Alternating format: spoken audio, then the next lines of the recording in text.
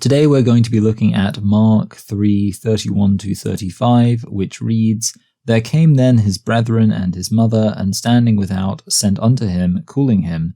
And the multitude sat about him, and they said unto him, Behold, thy mother and thy brethren without seek for thee. And he answered them, saying, Who is my mother, or my brethren?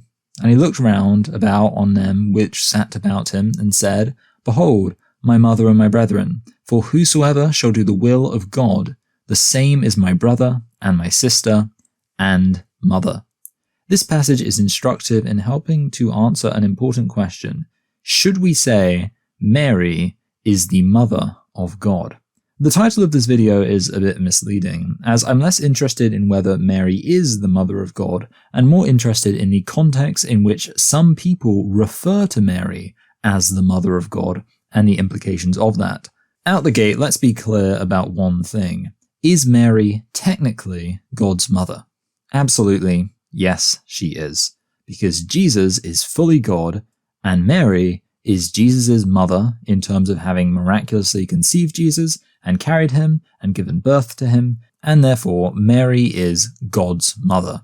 Now yes, Mary isn't the mother of the Father or the Holy Spirit, but a core component of the Trinity is monotheism, and monotheism must hold that God is one singular being.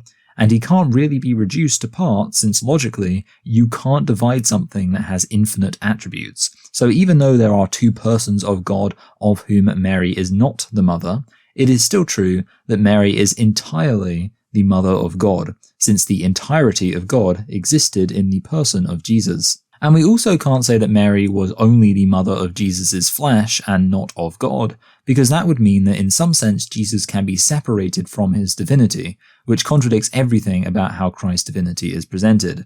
This is all related to an idea called Nestorianism, which is basically the idea that Jesus' divine and human nature are separable. I tend to avoid just name-dropping heresies, as I think what matters is whether something is the biblical truth, rather than whether some scholars came up with a fancy name for an idea they decided was wrong. However, in this case, I do believe that Nestorianism is wrong, although precisely why would be a separate question too big for this video.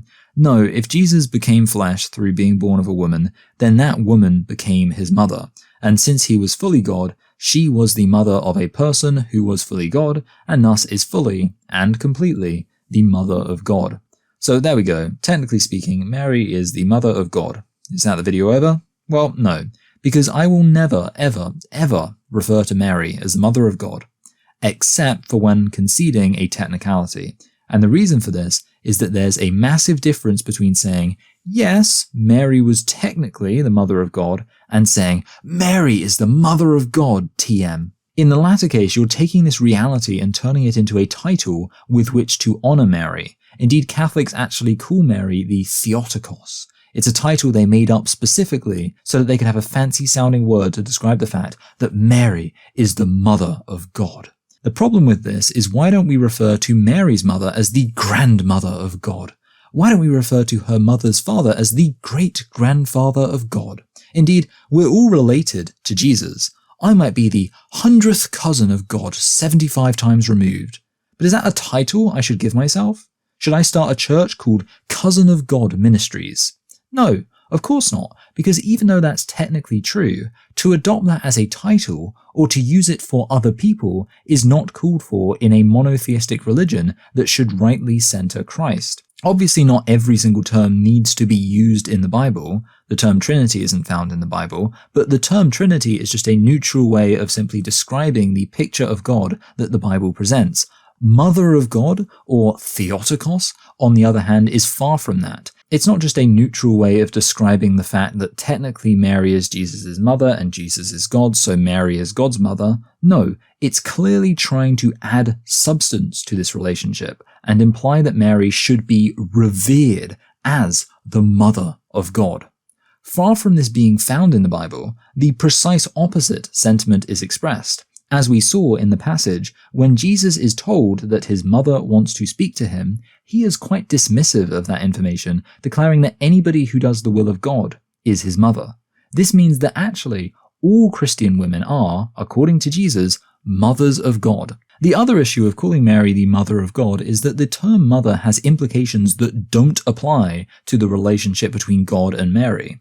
If we're just talking about being somebody's mother biologically, this comes with the following implications. Most significantly, if a woman is your mother, that means your existence depends on her. I would not exist if my mother didn't exist. Of course, God's existence does not and did not depend on Mary. Also, if somebody is your mother, that means that they existed before you. My mother existed before me. So this could make people think that Mary is co-eternal with God, which would make Mary God. And of course, if somebody is your mother, then that means that you take after them physically, and your attributes likely stem from how they raised you. Of course, Mary descends from Adam, who was made in the image of God. God's image doesn't come from her, but rather her image comes from God. And God's attributes don't come from how Mary raised him, but instead God's attributes are eternal and necessary. When you use the phrase Mother of God, you're clearly saying it because you think the term mother means something. You think it means something to say that Mary is the Mother of God. And therefore, most people are going to consider what the word mother means in their experience and their relationships, and they're going to come to a whole cluster of theologically and biblically inaccurate beliefs. And I know that no Catholic would actually explicitly claim that God is made in the image of Mary, that Mary determined God's attributes, that Mary existed before God, and God's existence is conditioned upon Mary. I have little regard for Catholics, but even I can confidently say that anybody accurately described as a Catholic would not agree with any of those statements. However, I think that every Catholic who calls Mary the Mother of God is willfully implying these things, and it is those things that they are appealing to when they use the title Mother of God to bestow honor on Mary, because it is those things that largely give substance to the honor of being a mother. Without these things, being a mother is just a means to an end, just the way that physical flesh is formed, and if we're honest, that's the sense in which Mary is God's mother. She's just the way that he came to have a body of physical flesh. In that sense, Mary being a mother of Jesus has less significance than the sense in which my mother is the mother of me. And it should be pointed out that another feature of the mother-son relationship is that we don't choose our mother. However, God chose Mary, and he could have chosen anybody else, and there's no obvious sense in which it had to be Mary. If some other Jewish woman had been chosen instead and had agreed to conceive Jesus, would anything have been different? Would God's divine plan have suddenly not worked? Was it dependent on this human? That sounds like a very impotent conception of God.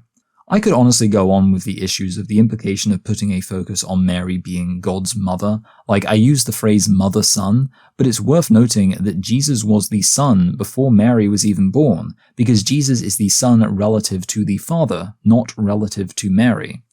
But it's all these things that mean while Mary is technically the Mother of God, I will never refer to her as such unprompted or without clarification.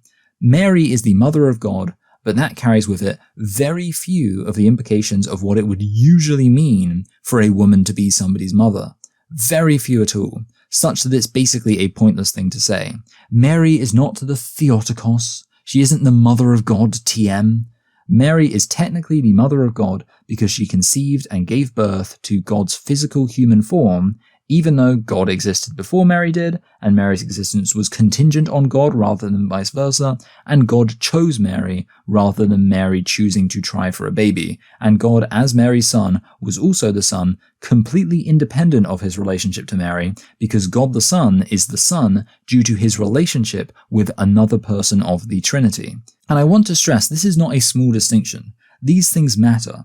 I'm sure some slave owners in the US South were very kind to their slaves, but go into a black neighborhood and start telling people that and see if they think, well, that's fine because it's technically true.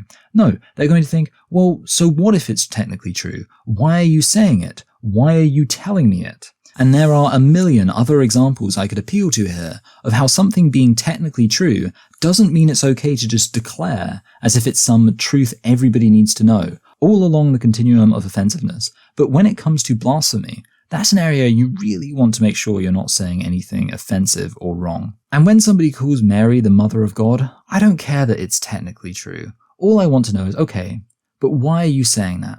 Why are you telling me this? If pushed, I will admit that Mary is the mother of God, because technically she is. But me saying that does not mean that I am on the side of those who completely unprompted make a point of calling Mary the Mother of God. They use it as a title. That's against logic, it's against the Bible, and I want nothing to do with it.